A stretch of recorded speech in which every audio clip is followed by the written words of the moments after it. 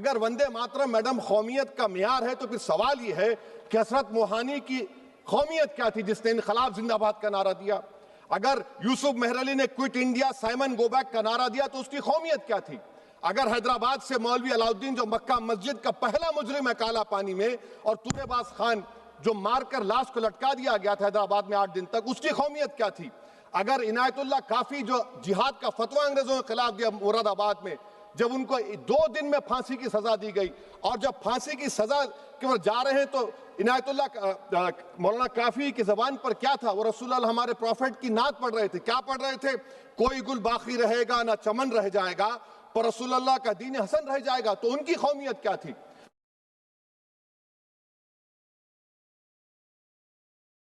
बहुत बहुत शुक्रिया आपका कि आपने एक अहम मौजू पर मुझे बोलने का मौका इनायत फरमाया। और बड़े अफसोस की बात है कि बड़ी धूमधाम से हुकूमत की तरफ से इस बात को रखा गया, मगर 30 से ज़्यादा MP यहाँ पर मौजूद नहीं है।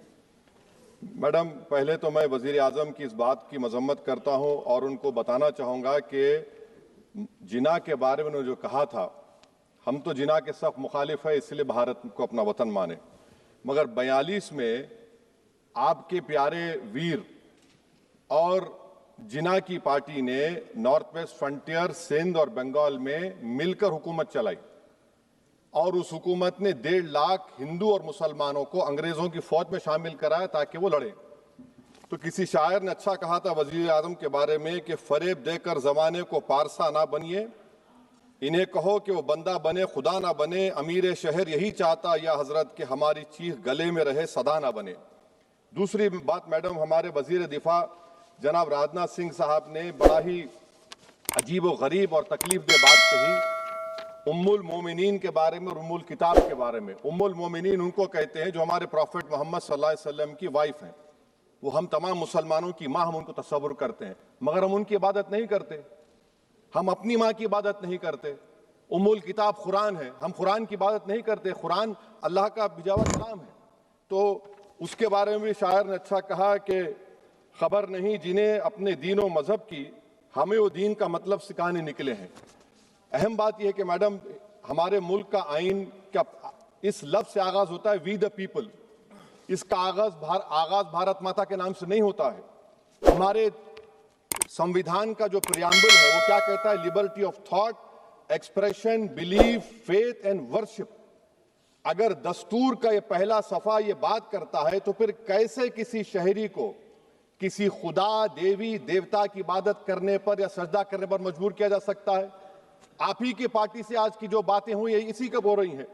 हमारे कॉन्स्टिट्यूंट असेंबली में मैडम एक मोहतरमा थी रोहिणी कुमार चौधरी ने एक तजवीज दी थी कि प्रियम्बल में किसी देवी के नाम से शुरू हो। उन्होंने खास तौर से वंदे मातरम का जिक्र किया, मगर उसको कबूल नहीं किया गया। फिर KV कामत साहब ने एक तजवीज दी कि इट्स सिटीजन्स को बदलकर हर सिटीजन्स किया जाए और खुदा के नाम से शुरू किया जाए। वो तरमीम को मुस्तरद कर दिया गया। हमारे संविधान का उसूल यह है कि भारत क्या है, उसकी अवाम है, अवामी कानून की मुसन्निफ है, अवाम मर्जी से सबसे बालातर है, अवामी हाकिम है। मुल्क किसी खुदा, देवी, देवता, मजहबी इलामत के नाम से नहीं चलता, ना मुल्क किसी एक मजहब की मिल्कियत है। इसीलिए बाबा साहब अम्बेडकर ने क्या कहा था? उन्होंने मदर इंडिया के नजरिए को मुस्तरद किया। बाबा साहब ने एक नई इस्तिलाह वजह कर दी और कहा कि भैक्षित भारत, ये बाबा साहब अम्बेडकर ने कहा। अब मैडम, अगर मजहबी आजादी इस आइन का बुनियादी उसूल है तो सवाल ये पैदा होता है कि उस वक्त हमारे जो कॉन्स्टिट्यूंट असेंबली के प्रेसिडेंट थे जनाब राजेंद्र प्रसाद साहब ने किस बुनियाद पर वंदे मातरम को कौमी तराना करार दिया? ना तो कोई सेक्यूर रेजोल्यूशन है इसके बारे में। मैडम, मैं आपको बताना चाहूंगा कि जुडिशरी क्या कहती है। जो इमैनुअल केस है 1986 का, जिसमें जिहोवा विटनेस ने कहा कि मैं नेशनल एंथम के वक्त खड़े रहूंगी, पढ़ूंगी नहीं। सुप्रीम कोर्ट ने कहा कि उसने कोई गुनाह नहीं किया। वहीं एक 2017 का केस है अश्विनी उपाध्याय का केस सुप्रीम कोर्ट का, उन्हें कहा गाइडलाइंस दिए जाएं वंदे मातरम पर, सुप्रीम कोर्ट ने नहीं कह दिया। फिर आप आ जाइए madam, prevention of insult act national 1971, इसमें नेशनल सॉन्ग नहीं है, सिर्फ नेशनल एम्बलम और आपका नेशनल एंथम है। फिर आप आ जाइए 40th अमेंडमेंट आर्टिकल 51 है, 76 में पास हुआ, उसमें भी इसका कोई जिक्र नहीं है। मैडम, मैं आपके सामने बताना चाहूंगा कि हमारा भारत एक इसका मजमुआ क्या है? इसमें हिंदू है, मुसलमान है, सिख है, ईसाई है, जैन है, एथिस्ट है, मेहनतकश है, किसान, गरीब, मजलूम और दलित है।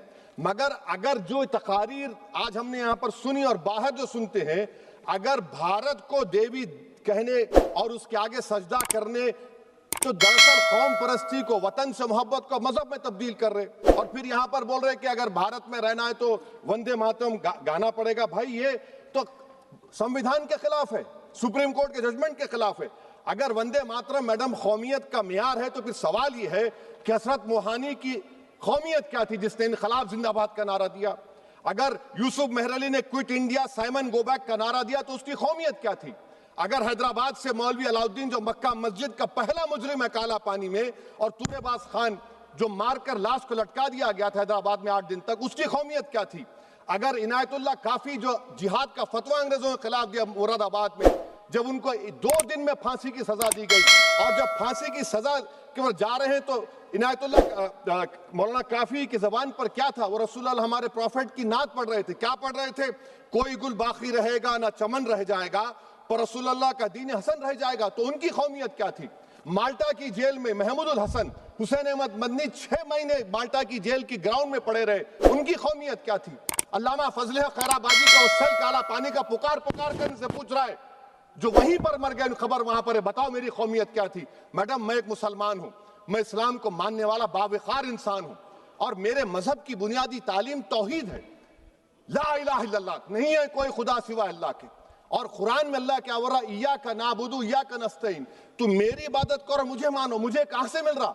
आर्टिकल 25 से मिल रहा है। मुझे कहां से मिल रहा है? Liberty of thought, expression, belief, faith and worship से मिल रहा है। तो इसको जोड़ना ये बहुत ही खतरनाक होगा। और हमारे प्रॉफेट मोहम्मद सल्लल्लाहु अलैहि वसल्लम जब मदीने को गए तो उन्होंने उस वतन के लिए दुआ की, कहा कि अल्लाह मदीने की मोहब्बत हमारे दिलों में और इजाफा कर दे, मक्के से ज्यादा कर दे। तो ये इस्लाम, मुसलमान होना, हमारे ईमान में मुल्क की मोहब्बत बीच में नहीं आती, और मुल्क से मोहब्बत है और रहेगी हमेशा, क्योंकि ये अजीम कुर्बानियां यहां पर शामिल है जिन्होंने जंग आजादी में हिस्सा नहीं लिया। आज अगर वो वतन की मोहब्बत का दर्ज देंगे तो बड़ा गलत होगा। मैडम मैं आपके सामने एक चीज पढ़ूंगा। 1937 रविंद्रनाथ टैगोर ने लेटर लिखा सुभाष चंद्र बोस को, मैं सिर्फ किसी ने नहीं पढ़ा ये। क्या कहा टैगोर साहब ने? But parliament is a place of union for all religious groups and there the song cannot be appropriate. When Bengali Muslims show sign of stubborn fanatism, we regard it intolerable. When we too copy them and make unreasonable demands, it will be self-defeating. ये मैं इसको ले करूंगा madam, आप देख लीजिए।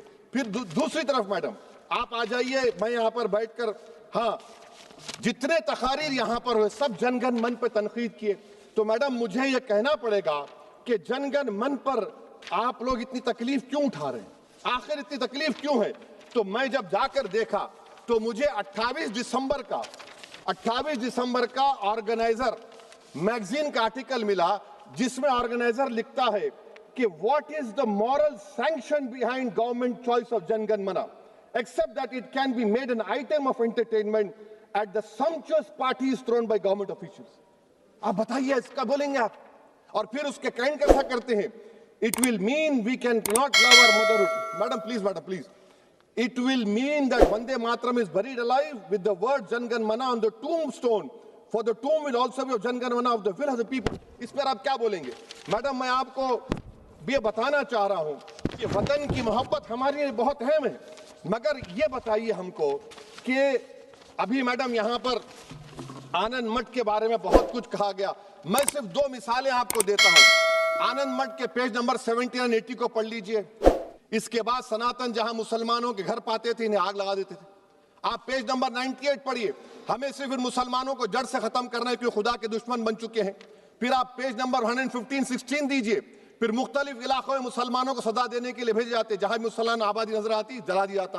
फिर आप देख लीजिए मैडम सफे नंबर 120 पेज 120, बनकिम लिखते हैं कि सनातियों को मालूम नहीं था कि अंग्रेज हिंदुस्तान को निजात दिलाने वाले हैं। ये आप क्यों कर रहे हैं? अब आप मैडम, मैं आपको पेपर्स दे कर दूंगा। मैडम भारत में हमारी आजादी इसलिए आई और बरकरार रही कि हमने मुल्क और मजहब को एक चीज नहीं बनाया। हमने ऐलान किया कि हमारी मुल्क मुख्तलिफ तबकात मज़ाहिब पर मुश्तमिल है, हमारे मुश्तरका तकदीर हमारी कौमियत का सरचश्मा है, यह खास जबान सखावत मजहब नहीं है। अगर वंदे मातरम का मतन कौम और मजहब को एक बना देता है, अगर हम इसे टेस्ट बनाते हैं वफादारी का, तो फिर मान लीजिए कि ये गांधी, अंबेडकर, टैगोर, बोस और लाखों आजादी के सिपाहियों की सोच को छोड़कर गोडसे की सोच की हिंदू कौमी परस्ताना, मैडम खत्म कर रहा हूं, हिंदू कौम परस्ताना को अख्तियार करेंगे।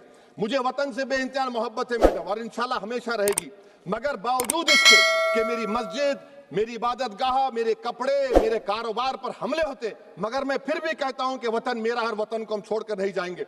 मगर हुब्बुल वतनी का क्या मुतालबा है? हुब्बुल वतनी ये कहता है कि वतन से मोहब्बत है तो जुल्म को खत्म करो, गरीबी को खत्म करो, बेरोजगारी को खत्म करो, जबर का खात्मा करो, अमन का गहवारा बनाओ, पाकिस्तान की दहशतगर्दी को खत्म करो, एक्सप्लॉयटेशन को रोको, शरारत को रोको, मुल्क के खिलाफ की जाने वाली साजिश खत्म करो। मैडम, भारत एक चमन है जहां पर हर फूल को खिलना चाहिए, और अगर कोई इस फूल का, अगर पूरे फूल खिलेंगे तो उसकी खुशबू से ये वतन मौतर होगा, मगर अगर इस चमन का माली ये कहेगा कि एक ही फूल खिलेगा, तो मैं जिम्मेदारी के साथ कह रहा हूं, अगर एक ही फूल खिलेगा तो वो सहरा बन जाएगा और माली माली नहीं रहेगा, वो जल्लाद कहलाएगा। तो इसीलिए मैडम, हम उम्मीद करते हैं कि हुकूमत इस पर जोर जबर ना करे। मेरा राइट है, यकीनन मैं जानता हूं कि आजादी के लड़ाई में वंदे मातरम का नारा था, मगर अगर आप इसको जबर करेंगे तो ये संविधान के खिलाफ है। वफादारी का सर्टिफिकेट हमसे मत लीजिए मैडम, खत्म कर रहा हूं, वफादारी का सर्टिफिकेट हमसे मत लीजिए। आपके बुजुर्गों के कोई एक किताब में लिख के क्या लिखा है बता दीजिए, कहां पर क्या लिखा हुआ है। तो मैं मैडम, मैं इस शेर पर अपनी बात को खत्म कर रहा हूं मैडम, मैं इस शेर पर अपनी बात को खत्म कर रहा हूं मैडम, मैं अपनी बात को खत्म कर देता हूं मैडम, क्योंकि आप बहुत जल्दी में हैं।